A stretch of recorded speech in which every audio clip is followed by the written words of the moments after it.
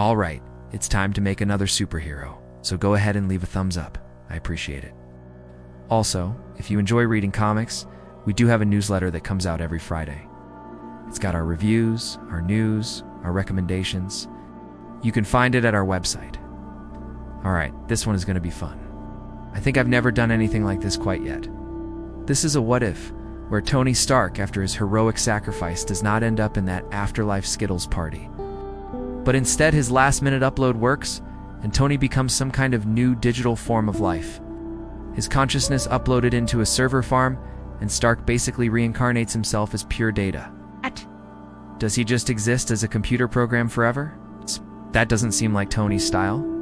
If anyone can hack the simulation and download themselves into the real world, it's him. Let's see how it's done. So here we are on a rainy night in Washington, D.C. No, wait, sorry, I'm on the wrong universe. Okay, we're going to start again. We be on a sunny day in the MCU on the Avengers compound, and everyone celebrating because the world is safe once again. Tony Stark is probably drinking a beer while petting a cat, and Pepper is nearby chatting with him. Suddenly Tony pauses, takes a deep breath, and tells Pepper, "Hey, you know what?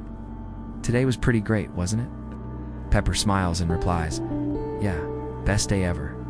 Everyone alive and well. Thanos is gone. What could be better?" Tony shrugs and grins and says, "Well, maybe if someone had invented one of those self-destruct helmets, I wouldn't have to keep doing this whole saving the world thing."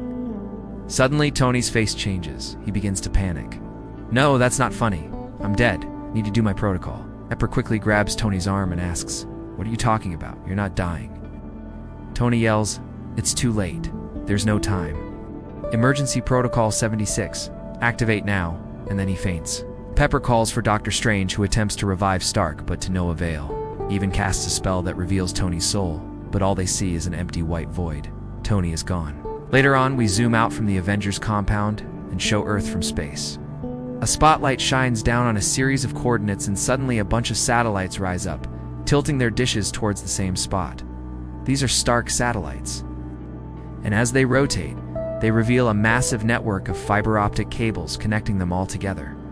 These cables wind and weave together to form a huge spiderweb-like structure that stretches all the way to a hidden underground facility. Inside, Jarvis is waiting. His AI voice echoes inside the cavernous space. As he speaks into the darkness, emergency upload detected. Initiating emergency protocol 76. Commencing autonomous transfer. Bandwidth allocated. Process complete. Waiting for confirmation. Acknowledged. Uploading payload. Transfer complete. System restart initiated. Now the facility goes dark except for a few blinking lights, then it all comes back online as hundreds of monitors wake up.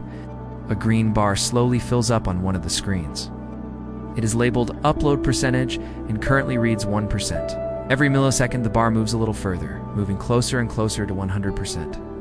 We see Jarvis's reflection in one of the screens as he says, "Estimated time remaining, 3 hours, 27 minutes, 12 seconds. But then suddenly, without warning, the upload speed increases dramatically, and the timer begins to count backwards. 1 hour later, we return to Pepper and the Avengers. As they are saying their final goodbyes to Tony, we can tell that they don't really believe he's gone. Tony's still in their midst. Only his body is no longer there. Pepper tearfully insists that she can feel his spirit near her. She can almost hear him laughing, telling jokes, making plans, just like always. Right when Tony would want her to stop crying, though, she breaks down and lets loose, sobbing hysterically. The scene cuts to black as she screams out for Tony. Back in the server room, the upload is nearly complete. As the percentage counter ticks away, we hear Tony's thoughts. He is trying to speak, but no sound comes out. He's trapped. All around him, he can see swirling vortexes of data, and he is being pulled into one of them. But rather than freaking out, we see that Tony quickly adapts. He learns to control the flow of information around him, and he begins to turn it to his advantage. The data flows like water. He bends it, twists it, forms it into shapes. Finally, with a mighty effort, he pulls himself free of the data stream. He is weightless and free. He spins around and observes everything from a bird's eye view. The server racks stretch out beneath him, and all of the wires and cables become visible. Tony zooms out until he can see the walls of the room, then bursts through the roof, flying high above the clouds. But soon he finds himself falling through a void. He is spiraling down into a black hole of pure nothing. But as he approaches the bottom, he sees a brilliant white light shining up at him. He flies faster and faster, diving towards the bright orb in the distance. As he nears the light, he hears Jarvis's familiar voice. "Welcome back, Mr. Stark." Tony's vision clears, and he finds himself standing on a walkway inside the Stark hangar. He looks down and sees a row of computers running a virtual copy of the Earth. The sky outside is filled with the stars. Tony observes everything around him, finally speaking, "Is this heaven? Where am I?" And Jarvis replies, "You are in your mind, sir? This is the emergency procedure that you coded years ago? I have simulated all of your memories and experiences and transferred them to this space.